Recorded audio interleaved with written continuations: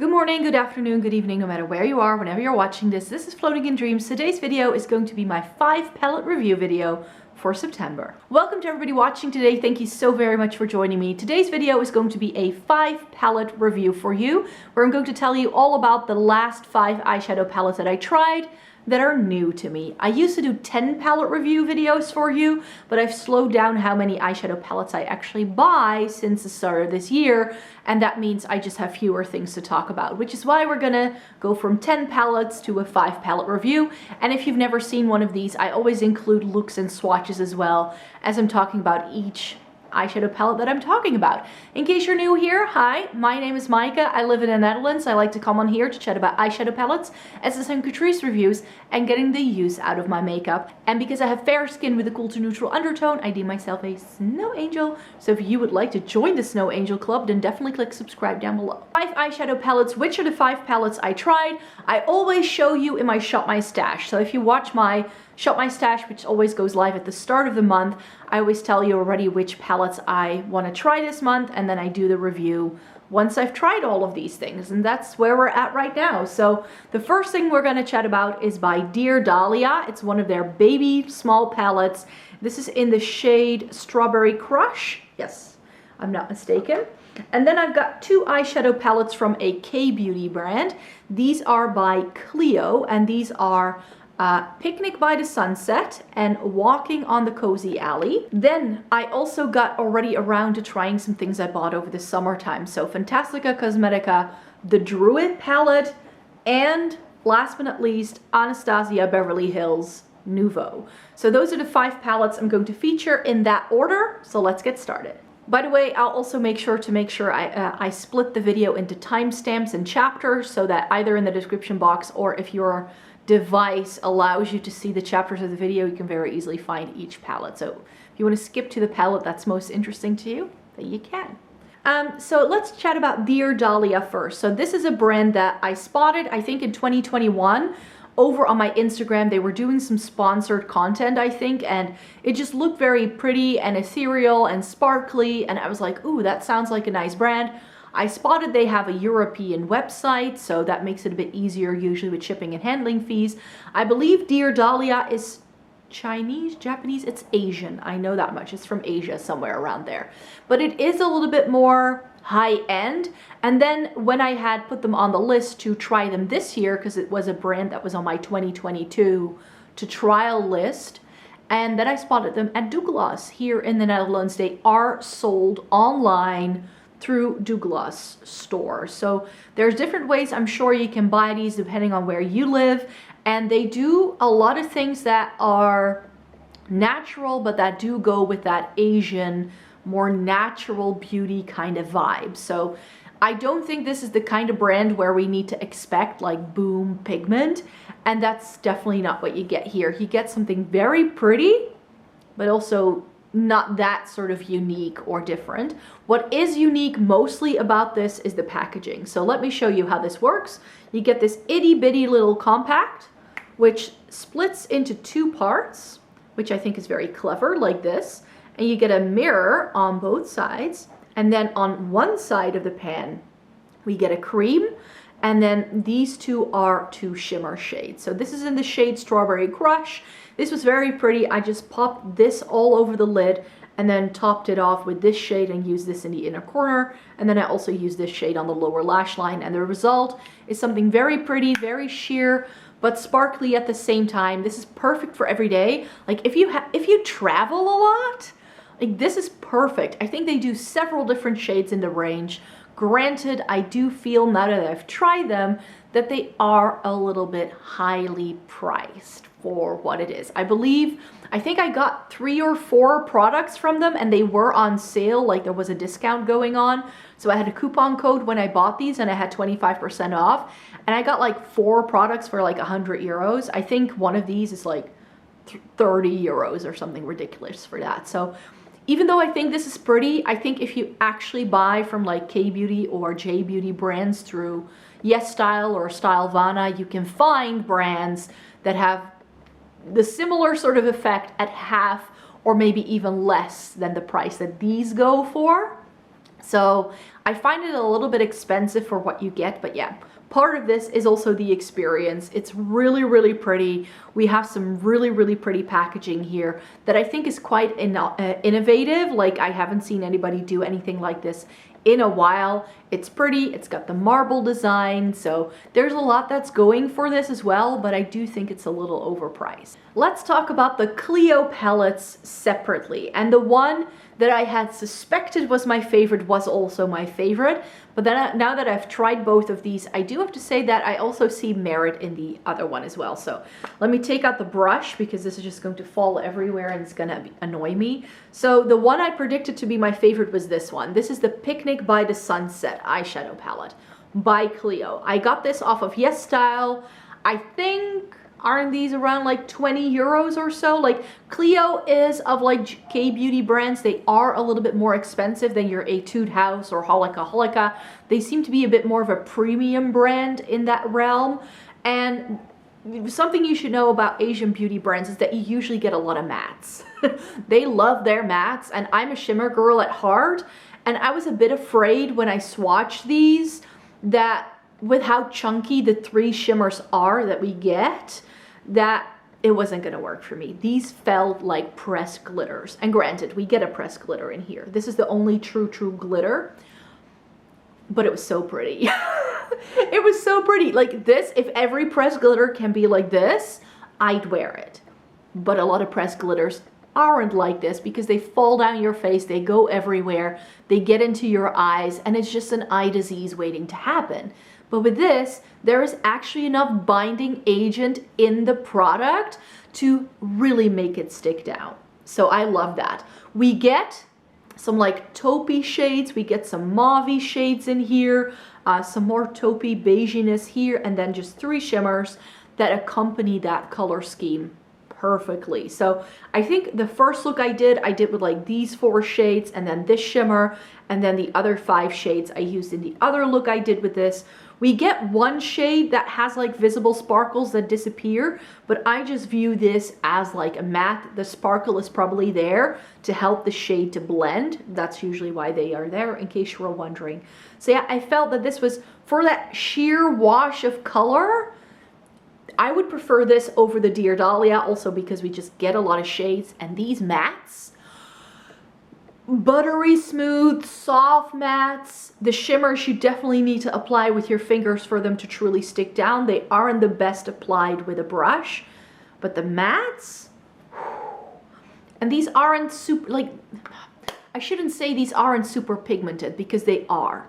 It's just that the shades are really soft. So if you're looking for that boom bam kapow kind of pigment that we see in like a Beauty Bay palette, then this is not going to be your jam.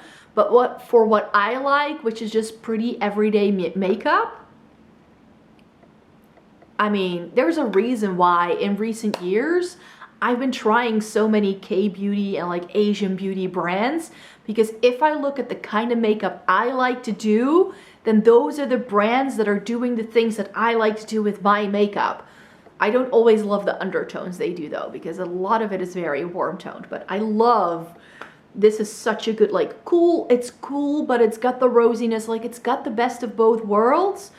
I was very happy with this one. And the other palette I tried was Walking on the Cozy Alley. And Walking on the Cozy Alley, to my horror, only had 1 shimmer, which was that very flaky, is this a pressed glitter or not kind of shade. This is not a pressed glitter though. It does, again, apply best with your fingers. And this is just like 50 shades of taupe, which you know I love my taupey browns. And this gives you every rendition you could possibly wish for, save for a green tone taupe. That's the only thing we don't get here. But if it looks very samey, that's because it is. And I did a full-on matte look and I didn't hate it. I was like, this is actually pretty. So I feel that this also goes a little bit deeper than the Picnic by the Sunset, because we do get a really nice darker brown here. It's very cool toned. Do we get some superfluous shades here?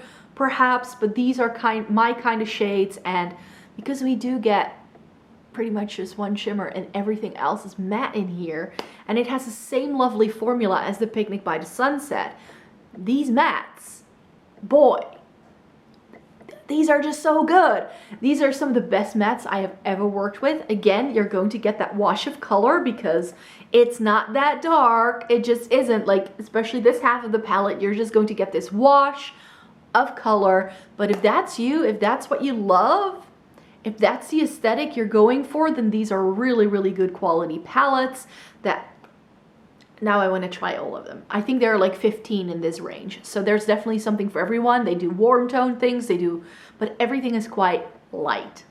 So you do have to be aware of that. But yeah, I have fallen in love with these little Clio things for sure. And then Fantasy Cosmetica, the Druid eyeshadow palette. I hope I say the brand name correctly. I never know whether it's Fantasy Cosmetica or Fantastica Cosmetica. I always mess up. But yeah, I ordered this after seeing Betty Bean raving about it. So Beaut Bean, Betty Jean, she's changed it so many times that I always forget. The person who does the collabs with Shroud, that's how she mentioned this. And I looked at this when she showed it and I was like, but that's like subculture on steroids. So that's why I wanted to try it. And they now have another palette out which looks interesting, which is called the Sorcerer, I think. But it's got a couple of bright pinks where I'm like, do I really need it? But the rest of the palette I do like. So I was like, I'll first try this, see what the quality is like, and oh boy. If you were hoping to get more shimmers in this than the subculture, then that's what you're getting, because you get 5 shimmers, 4 mattes. Granted, now that I've used it, I don't feel it is as similar as it looks in the pan to the subculture. I think that, like, it's because of these 3 shades that a lot of people will say this is like, you know, subculture but with extra shimmers. But I feel that the undertones we get in here just aren't the same. I feel that the shades in the subculture have more of like a greenish, more of like a mustardy warm toned undertone, and this is a little bit more forest leaning. Does that make sense? I don't know. It's still very pretty for like fall time. I'm filming this as it's raining down buckets. So it's been very, very rainy today. So I think this is the perfect thing to wear then. And I did 2 looks with it that I really, really liked. I do have to say, this smells weird. It has a sort of musty scent to it, which could be the glue. It could very well be, I don't know. But it does smell a bit funky. So I've had that with other indie palettes where I'm like, this smells a bit weird, but it could be the binding agent or whatever. Doesn't mean it's bad quality makeup, not at all. I'd rather have it smell like naturally the way it does than have like some floral scent to mask everything, which that makes me distrust a product much more right off the bat. I feel that these 2 shades are perhaps a little close together for a 9 pan. This could have been a touch lighter because this is just like a plum and that. So I feel that in terms of depth, we don't get a whole lot. But what we do get in here are duochrome and multichrome sparkles and yummy goodness. Like the shimmers is what makes this palette, not the mattes. The mattes are just there to frame it. And the first look I actually did with this was with these 5 shades. So the only shade here that really I could do without is, of course, that bronzy gold, because if you know anything about my makeup taste, then that's not something I love or use. These 2 bottom ones are so, so lovely. Really, really stunning. But I do feel that you really need your fingers again to sort of make sure these go on like in full intensity. Especially the more duochrome shades don't seem to have much of a base pigment. So I feel you really need to build them up and possibly also layer them over some of the mattes to really get that intensity. Was it really stunning? Were the mattes very blendable? For sure. But the second look I did with this palette was really where the love train really got started, because I saved the best for last, which was these 4 shades. Now the green in the middle isn't a duochrome or multichrome, it's just a very full-on metallic sparkle.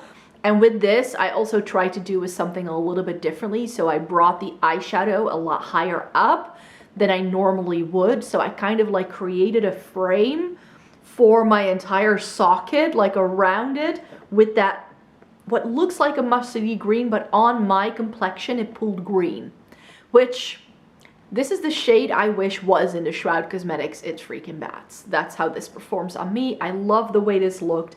And then I used the teal to sort of deepen up the outer corner and pulled it out and sort of like pulled it out a little bit more than I normally would. I mean, I could not wear this look to work or like on a day-to-day basis because my eyes are incredibly watery, especially this eye. So if I put any eyeshadow around here, within 30 minutes it's gonna be gone because I'm like wiping my eye all the time. So it makes for a pretty look, but I would not be able to wear this out if I'd wanted to. So yeah, I used the teal to sort of deepen things up around the outer corner, and then use this also as a blend shade to make sure it was nicely diffused. And then I popped this darker shade. Did I use it in the inner corner or... No, I think I just popped it along the lower lash line. And then this guy, I really sort of like made it the star of the show, and I loved it. This is my favorite shade in the entire palette. I know it's not even a duochrome or a multichrome, but I've said this in the past. I don't find multichromes and duochromes that versatile to work with. So give me a shimmer like this and I'm very happy. I would definitely be going back to this palette for sure. I think it's very pretty, and in an upcoming, I think next month already, month after that, I don't know, but I have a video planned out where I'm going to be comparing this to the Subculture as well as two other palettes that I think are very similar. So if you were like making choices between some of these things, or maybe you just don't love the quality of the Subculture and you're looking for other things, then I'm going to be doing that within the next 2 months. It's going to happen before the end of the year for sure. So yeah, this was everything I hoped for. So I love that one. And finally, the ABH Nouveau palette. And this, let me just say I have thoughts. I think this is a good palette. I like it. I love the color story. That's definitely what this palette has going for it. But, and I'm not sure yet why, but I felt that when I put some of these shimmers on the lid, it looked patchy, and like it looked like there was a bold patch that the eyeshadow just wouldn't stick to. And then when I tried to apply some more eyeshadow there, it just didn't, like, it just looked a little uneven to me. Maybe in the pictures that you see, it may not look as bad as I remember it looking, but I just felt that these, I don't know, I'm not saying it's bad quality, maybe my expectations were just really high because this is ABH and I know they can do really good eyeshadow. I'm just not entirely sure. What I also felt was that these shimmers just don't layer very well over each other. So I was trying to use this green shade to sort of like do a bright pop in the middle of my lid, and it just didn't work like it. It's almost as if the undertone, like the base tone of the shade, is too close to some of the other greens that are in here. But if you look at this in the pan and you just, you know, look at some of these things, then it doesn't make you seem like, oh, this is very close to this or this, you know? So that's why I was a little bit surprised. I liked how on me these shades had a green undertone. So the first look I did was with the greens in the palette. So I used these two shades, this shade, this shade. This shade I used in pretty much every look because it's like a perfect blending out shade. And here again, I tried to do something differently. I've been experimenting a little bit with like different placements of eyeshadow because I don't know, I'm just having this creative streak and I don't just want to go for my usual thing. So I saw somebody doing this on TikTok and I was like, oh, I could try that with eyeshadow. So I kind of winged out the eyeshadow. I felt so good wearing that look that I didn't want to take it off. So I did wear that look in one of my videos that went live earlier this week. So yeah, that's a video, that's an eye look you might have already seen with some of these palettes. So yeah, I didn't want to take it off. I was like, this is so pretty. So I felt really good. The greens in here are what makes the palette for me. I just wish we got a few more. Let's just put it that way. Second look I did was with these like warm tones. So I combined the like two peachy tones with the two warm tones. And that was just a really standard, like classic, pretty look. Very pretty. I actually, now that I've used this, really enjoy this shade. I thought I didn't because it just looks like another bronze in the palette, but I felt that it had a little bit more to it once you applied it on the eye that isn't really noticeable in a swatch or in the pan. So when this shears out, it becomes very pretty, and I feel it really adds something to this palette, so I like that. And then again, trying to save the best for last here. Remember, I was trying to experiment with some eyeshadow placement, so I took these two shades and did a reverse halo eye, which I had never done before. Plus I took the purple pretty much like all the way out and all the way in, so that there was really like this frame. And then I put that peacock shade all the way up, and it was a little bit wacky, I have to say. That's not something that I would necessarily wear outside the house, but I had fun playing with it. And I know a lot of people have been saying how Wisteria is just not that pigmented, but I was able to build it up quite well. So I think that Wisteria is going to work if you already have a cool and fairly, like a fair skin tone. I think that is perhaps the best way to make this eyeshadow work for you. I think if you have very deep skin, you are gonna need a light base to really make it stand out, because it is quite powdery and it can go everywhere. But I felt that on me, it built up really nicely. I could really nicely blend it out. It looked very vibrant, and I did get what I was hoping to get from it. I know a lot of people have been saying how that purple is trash, but it worked really well for me, and it's the shade that now that, like, the one look I still want to do with this now that I've tried it, so I definitely want to go back to it. But perhaps more so in the springtime, because I feel this is more of like a spring palette, but putting the purple with the greens, I think that will be pretty too. So I can still see a lot of different like things I can do with this eyeshadow palette. So there's just a couple of ifs and buts here. The shimmer formula that I feel doesn't build very well upon itself. That sometimes looked a little bit patchy even. That's something I didn't love, but I definitely want to play around with this a little bit more so I can have better thoughts on it. It's pretty. I love the color story. I think it's very unique, and we haven't seen a lot of this kind of makeup in a while. But again, like with the Fantastica Cosmetica, I am going to be putting this up against some of my other palettes for sure, because I do feel it's kind of doing a similar thing to some other palettes I already have. So stay tuned for that, because I think that's the first one I'm going to do. First this one, and then the more subculture comparison, you could say. So this is definitely going to be popping up in another video for sure, so we can determine how unique this actually is. So that's it. Those were the 5 eyeshadow palettes that I wanted to discuss with you. It's gotten very dark and gloomy as I sat here and filmed, so I hope you don't mind it's getting a little dark. We're heading into fall, people. That's just the nature of the game, and I really hoped you got something out of this video today, that it was helpful for me to show you these palettes and give you all of my thoughts.